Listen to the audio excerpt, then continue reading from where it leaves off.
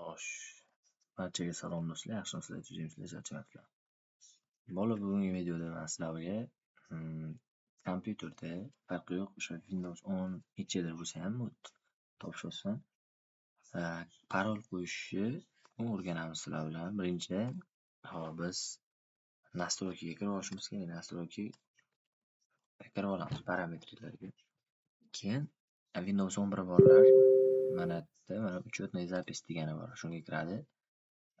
Windows 10 da bilmayman qayerdan chiqadi, lekin Yandex deyman, uzr. Настройкаdan topib olsanglar bo'ladi. Keyin sekin pastga tushamiz. Keyin varianты входа. Mana ko'rsanglar mana shu yerda bor.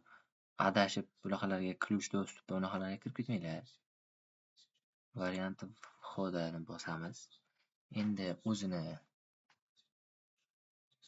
Face ID'si yoki Touch ID'lari bo'lsa, shunda kirish mumkin, lekin pin kod qilish mumkin bu yoqda yoki parolli qilish mumkin. Parolli bo'lgandan keyin mana shu parolni ustiga bosasizlar.